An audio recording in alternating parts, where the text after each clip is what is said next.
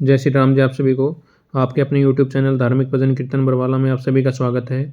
जैसा कि आप सभी को पता है कि आज शुक्रवार है, तो शुक्रवार के दिन माँ संतोषी माता का व्रत किया जाता है। तो आज की इस वीडियो में हम संतोषी माता के व्रत कथा की विधि और व्रत की कथा सुनेंगे और आरती करेंगे। तो वीडियो के एंड तक जरूर बने रहें ताकि आप सभी को व्रत की विधि, कथा और आरती सभी को ध्यानपूर्वक सुनने को मिले। तो ध्यान से सुने व्रत की विधि। इस व्रत को करने वाला कथा के पूर्व कलश को जल से पूर्ण भरें, उसके ऊपर गुड़ व चने से भरी कटोरी रखें। कथा कहते व सुनते समय हाथ में गुड़ और चना भुने हुए चने रखें। सुनने वाले जय संतोषी माता की इस प्रकार जय जयकार से बोलते रहें। कथा समाप्त होने पर हाथ का गुड़ तथा चना गौ माता को खिलाएं। कलश में रखा हुआ गुड़ व चना सबको प्रसाद के रूप में बांट दें। इस कथा समाप्त होने तथा आरती के बाद कलश के जल को घर में सब जगह पर छिड़कें। बचा हुआ जल तुलसी की क्यारी में डाल दें। माता भावना की भूखी है तो कम ज़्यादा का कोई विचार नहीं, अतएव कि जितना भी बन पड़े प्रसाद अर्पण कर श्रद्धा और प्रेम से प्रसन्न मन को व्रत करना चाहिए। व्रत के उद्यापन में 2.5 सेर खाजा, चने का साग, मोयनार पुड़ी, खीर, नैवेद्य, घी का दीपक जला संतोषी माता की जय जयकार बोल नारियल फोड़ें। इस प्रकार इस दिन घर में कोई भी खटाई न खाए, न दूसरों को खटाई खाने दें। इस दिन 8 लड़कों को भोजन कराएं। देवर जेठ घर के ही लड़के हों तो दूसरों को बुलाना नहीं। अगर कुटुंब के न मिले तो ब्राह्मणों को के रिश्तेदारों के या पड़ोसियों के लड़के बुलाएं। उन्हें खटाई की कोई वस्तु न दें और तथा भोजन करा यथाशक्ति दक्षिणा दें। तो इसी विधि से व्रत कब करना चाहिए। आइए संतोषी माता के व्रत की कथा सुनते हैं। एक समय की बात है कि एक नगर में काश्यप ब्राह्मण और वैश्य जाति के तीनों लड़कों की परस्पर गहरी मित्रता थी। उन तीनों का विवाह हो गया था। ब्राह्मण और काश्यप के लड़कों का गोना भी हो गया था, परंतु वैश्य के लड़के का गोना नहीं हुआ था। एक दिन काश्यप के लड़के ने कहा कि हे मित्र, तुम मुकलावा करके अपनी स्त्री को घर क्यों नहीं लाते। स्त्री के बिना घर कैसा बुरा लगता है। यह बात वैश्य के लड़के को जच गई। वह कहने लगा कि अब मैं अभी जाकर मुकलावा लेकर आता हूँ। ब्राह्मण के लड़के ने कहा, अभी मत जाओ क्योंकि शुक्र अस्त हो रहा है, जब उदय हो जाए तब जाकर ले आना। परंतु वैश्य के लड़के को ऐसी जिद हो गई कि किसी भी प्रकार से नहीं माना। जब उसके घर वालों ने सुना तो उन्होंने भी बहुत समझाया, परंतु वह किसी प्रकार से नहीं माना और अपनी ससुराल चला गया। उसको वहाँ आए देखकर ससुराल वाले भी चकराए। जमाता का सत्कार करने के बाद उन्होंने पूछा कि आपका कैसे आना हुआ।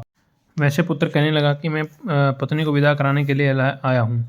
ससुराल वालों ने भी उसे बहुत समझाया कि इस दिन शुक्र अस्त है, उदय होने पर ले जाना, परंतु उसने एक न सुनी और अपनी पत्नी को ले जाने का आग्रह करता रहा। जब वह किसी प्रकार न माना तो उन्होंने लाचार होकर अपनी पुत्री को विदा कर दिया। वैश्य पुत्र पत्नी को एक रथ में बैठाकर अपने घर की ओर चल पड़ा। थोड़ी दूर जाने के बाद मार्ग में उसके रथ का पहिया टूटकर गिर गया और बैल का पैर भी टूट गया। उसकी पत्नी भी गिर पड़ी और घायल हो गई। जब आगे चले तो रास्ते में डाकू मिले। उसके पास जो धन, वस्त्र और आभूषण थे वह सब उन्होंने छीन लिया। इस प्रकार अनेक कष्टों का सामना कर जब पति पत्नी अपने घर पहुंचे तो आते ही वैश्य के लड़के को सर्प ने काट लिया। वह मूर्छित होकर गिर पड़ा। तब उसकी स्त्री अत्यंत विलाप कर रोने लगी। वैश्य ने अपने पुत्र को वैद्यों को दिखलाया तो वैद्य कहने लगे कि यह 3 दिन में मृत्यु को प्राप्त हो जाएगा। जब उसके मित्र ब्राह्मण के लड़के को सारी बात का पता लगा तो उसने कहा, सनातन धर्म की प्रथा है कि जिस समय शुक्र का अस्त हो कोई अपनी स्त्री को नहीं लाता, परंतु यह शुक्र के अस्त में स्त्री को विदा करा कर ले आया है। इस कारण सारे विघ्न उपस्थित हुए हैं। यदि यह दोनों ससुराल वापस चले जाएं और शुक्र के अस्त होने पर पुनः आए तो निश्चय ही विघ्न टल सकता है। सेठ ने अपने पुत्र और उसकी पत्नी को शीघ्र ही उसके ससुराल वापस पहुंचा दिया। वहां पहुंचते ही वैसे पुत्र की मूर्छा दूर हो गई और साधारण उपचार से ही वह सर्प विष से मुक्त हो गया।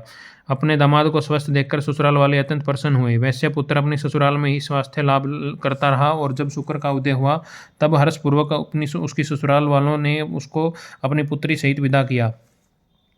उसके पश्चात पति पत्नी दोनों घर आकर आनंद से रहने लगे। इस व्रत के करने से अनेक विघ्न दूर हो जाते हैं और सबके मनोरथ पूर्ण होते हैं। बोली संतोषी माता की जय। संतोषी माता व्रत कथा यही समाप्त होती है। आइए संतोषी माता की आरती करते हैं। जय संतोषी माता मैया, जय संतोषी माता, अपने सेवक जन को सुख संपत्ति दाता। ओम जय संतोषी माता।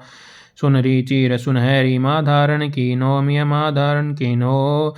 हीरा पन्ना दम के तन श्रृंगार लीन्हो मिया तन श्रृंगार कीन्हो। मेरू लाल छटा छवि बंधन कमल सोहे मिया बंधन कमल सोहे। मंद हसत करुणामयी त्रिभुवन मन जोहे मिया त्रिभुवन मन मोहे। श्रवण सिंहासन बैठी चंवर ढुरे प्यारे मिया चंवर ढुरे प्यारे। धूप दिवेत निवेद मधुमेवा भोग धरे न्यारे मिया भोग धरे न्यारे। ओम जय संतोषी माता मिया जय संतोषी माता। गुड़ अरुचना परम प्रिय तावे संतोष किए मिया तावे संतोष किए। संतोषी कहलाई मिया संतोषी कहलाई। भगत जन विबन दिए मिया विबन दिए। शुक्रवार प्रिय मानत आज दिवस सोही मिया आज दिवस सोही। भक्त मंडली आई कथा सुनत मोही मिया कथा सुनत मोही। ओम जय संतोषी माता मिया जय संतोषी माता। मंदिर जगमग ज्योति मंगल ध्वनि छाई मिया मंगल ध्वनि छाई। विनय करे हम बालक चरणन सिर नाई मिया चरणन सिर नाई। भक्ति भाव में पूजा अंगीकृत कीजे मिया अंगीकृत कीजे। जो मन बसे हमारे इच्छा फल दीजे मिया इच्छा फल दीजे। ओम जय संतोषी माता मिया जय संतोषी माता।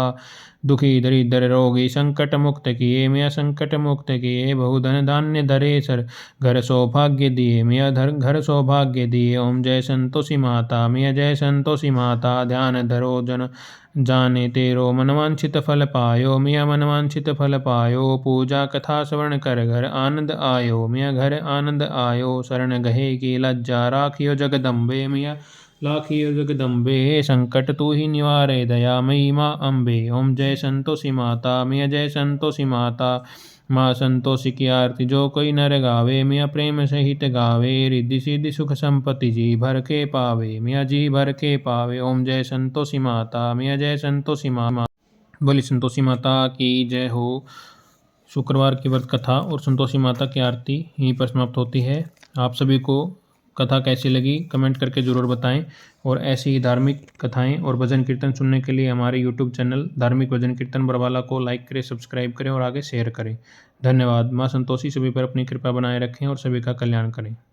बोले संतोषी माता की जय।